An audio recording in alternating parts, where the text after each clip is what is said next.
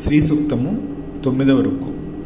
గంధద్వారాం దురాదర్శాం నిత్యపుష్టాం కరీషిణీం ఈశ్వరీగం సర్వభూతానాం తామిహోపః వయే శ్రీయం. గంధము అనేటువంటి తత్వాన్ని ఇక్కడ చెప్తున్నారు. గంధము అంటే భూమి యొక్క తత్వాన్ని, భూతత్వాన్ని, అంటే ప్రకృతి, సమస్త ప్రకృతి యొక్క తత్వాన్ని ఇక్కడ చెప్తున్నారు. గంధద్వారం అంటే శబ్ద, స్పర్శ, రూప, రసగంధాలు ఏవైతే ఉన్నాయో అందులో గంధానికి ప్రతీక భూమి. సో ఈ భూమి యొక్క లక్షణాలని, అంటే ఈ ప్రకృతి యొక్క లక్షణాలని చెప్తా ఉన్నారు. దురాదర్శం అంటే దీన్ని మనం ఛేదించలేము, దీన్ని రెండుగా చేయలేము, లేకపోతే దీన్ని ముక్కలుగా చేయలేము. భూమిని ఎలా అంటే ఇంకోటి ఏంటంటే దీన్ని అత్యంత బలమైనది, అంటే ఈ ప్రకృతి యొక్క సింబాలిక్ అనమాట. ఈ భూమి బలమైనది, ప్రకృతి కూడా అత్యంత బలమైనది. దాని జీవులందరినీ తనలోనే ఉండి పోషిస్తుంది. అది నిత్యపుష్ట, ఎప్పుడు పుష్టిగానే ఉంటుంది. ఇప్పుడు సుమారు భూమి యొక్క జనాభా 800 కోట్లు యాజ్ ఆన్ డేట్. ఏది ఓల్డ్ మనుషులు లెక్క వేసింది.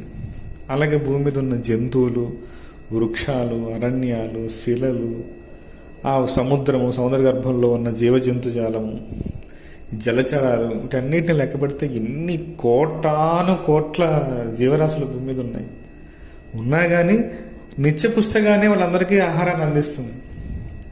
భూమి మీద ఉన్న ప్రతి జీవి పుడుతుంది, పెరుగుతుంది, ఆహారం తీసుకుంటుంది, మళ్ళీ ఇదే భూమిలో కలిసిపోతుంది. ఎంతమంది వచ్చినా కానీ వాళ్ళందరికీ ఇస్తూనే ఉంది. అంతటి గొప్ప ప్రకృతి మాత, ప్రకృతి శక్తి ఇది ఈ రూపకంగా మన కళ్ళ ముందు ఎదురుగా ఉంది. గంధద్వారాం దురాదర్శాం నిత్యపుష్టాం కరీషిణీం. కరీషిణీం అంటే ఆవు పేడ. ఈ కరీషిణీం అనేది లక్ష్మీ స్వరూపకంగా చెప్తారు.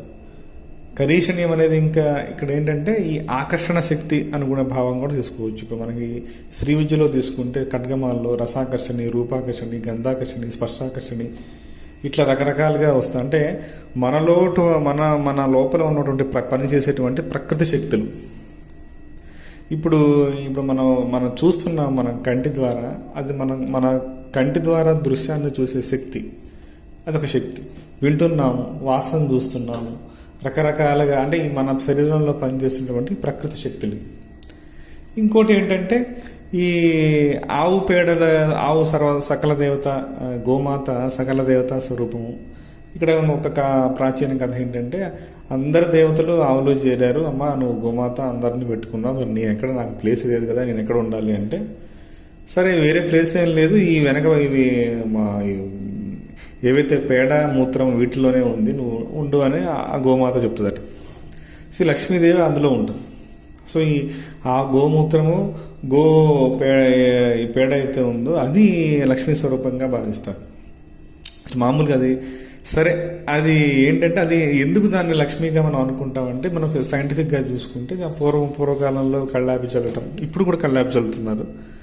ఈ గోమూత్రం ద్వారా ఏవైతే మనం ఎంత చేస్తున్నారు, అందులో ఆక్సిజన్ కంటెంట్ ఎంత ఉంది, తర్వాత ఈ హోమంలో వాడేటువంటి ఈ పిడకలు, ఇదంతా మండిస్తే దాంట్లో చుట్టూ ఆక్సిజన్ కంటెంట్ పెరుగుతుంది. ప్రాక్టికల్గా కూడా దాన్ని మనం రుజువు చేశారు మన వాళ్ళు. సో అదొక శక్తి అనమాట, శక్తి స్వరూపం అనమాట. అదే లక్ష్మీ స్వరూపంగా మనం తీసుకుంటాం. సో ఈ గంధద్వారాం దురాదర్శాం నిత్యపుష్టాం కరీషణం ఇవంతా కూడా ఈ సమస్త బ్రహ్మాండంగా సమస్త ప్రకృతి యొక్క శక్తులు ఇవన్నీ. ఈ ప్రకృతి యొక్క శక్తులు, ప్రకృతి ఇన్ని కోట్ల జీవరాశుల్ని అలా తన తల్లిలాగా పెంచి పోషిస్తుంది. ఈశ్వరీగం సర్వభూతానాం తామిహోపః శ్రీయం. మళ్ళీ అందులోనే ఈశ్వర స్వరూపంగా, లోపల ఆత్మస్వరూపంగా కూడా ఉంది. అంటే ఇక్కడ మనం గ్రహించాల్సిన అంశాలు ఒకటి, భౌతిక అర్థాలు ఏంటంటే ఈ రకాల సంపదలను ఇచ్చి మాకు పోషణ కారణం అవుతున్న ప్రకృతి మాత, ఈ భూమాత అని భూమిని మనం కీర్తిస్తూ, ఈశ్వరీగం సర్వభూతాన్ని, ఇక్కడ ఉన్నటువంటి అన్ని భూతాల్లో కూడా లోపల ఈ ఈశ్వరాంశగా లోపల మాలోనే ఉండి, అంటే ఈశ్వరీగా ఆ ఒక అంశ, అదొక అర్థం. తర్వాత వీటి మీద నియంత్రణ కలిగి ఉంటుంది. ఈ భూతానాంశ ఈశ్వరీయం సర్వభూతానం.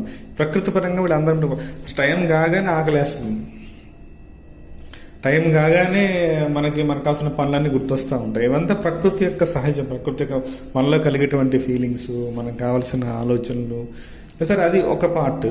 బట్ మనం తీసుకునే భోజనం కానీ, లేకపోతే మన శరీరంలో నడిచేటువంటి క్రియలు కానీ, లేదంటే బయట వర్షాలు పట్టడం కానీ, లేకపోతే పంటలు పండటం కానీ, లేకపోతే సముద్ర ప్రవాహాలు కానీ, లేకపోతే వాయు ప్రసారాలు కానీ, భూమిపైన సముద్రం పైన ఒక చోటు నుంచి ఒక చోటుకి కలిగేటువంటి సముద్ర పవనాలు ఏవైతే ఉన్నాయో వీటి వల్లనే వర్షాలు రావడం, ఇదంతా కూడా ఎవరు చేస్తే ఒక శక్తి వాటిని నడుపుతా ఉంది.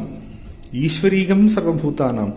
సో అది దాని కమాండ్ అనమాట, వాటి మీద కమాండ్ ఈ శక్తి నడిపిస్తూ ఉంది. అది భౌతికంగా మనకి తెలిసినా తెలియకపోయినా భౌతికంగా నడిపిస్తుంది. మన శరీరంలో కూడా అలాంటి శక్తులే పనిచేస్తున్నాయి. ఇవి ప్రకృతి శక్తులు. సో ఈ ప్రకృతి ఏదైతే ఉందో ప్రకృతి శక్తి రూపకంగా మనకి పోషంగా అమ్మగా లాలించి మనకి అన్ని రకమైన సౌకర్యాలు అందిస్తుంది. మనం ఇక్కడ ఈ జన్మలు తీసుకుంటూ ఈ బర్త్లో ఇక్కడ నడిపిస్తూ మనం వాటి ఇస్తున్న ఈశ్వరీయంగా శక్తిగా ఏదైతే ఉందో దాన్ని గ్రహించేటువంటి తత్వంలో పోతూ ఆ శక్తికి మనం శరణం పొందుతున్నాము, ఆ శక్తిని మనం ఆశ్రయించున్నాము అని చెప్తుంది అనమాట. సో ఇక్కడ భూమి యొక్క వైశిష్ట్యాన్ని, ప్రకృతి యొక్క గొప్పతనాన్ని, ప్రకృతి నుంచి మనం దాటి పరమాత్మ వైపుకు వెళ్ళేటువంటి క్రమంలో ప్రకృతిని ఆరాధిస్తూ మన హైందవ ధర్మంలో కూడా భూమి మీద ఉన్న ప్రతి ధర్మంలో కూడా ఈ ప్రకృతిని ఆరాధించేది ఏదో రకంగా చూపించబడి ఉంది. మీకు ఒక్కొక్క దేశంలో ఒకలా ఉండొచ్చు, అంతే తేడా. బట్ ఈ గ్రాటిట్యూడ్ చూపించాలి మన చుట్టూ ఉన్న ప్రకృతికి, ఈ నదీ జలాలకి, ఈ భూమికి, ఈ వాయువుకి, ఏవైతే ఉన్నాయో మన చుట్టూ ఉన్న వాటివో మన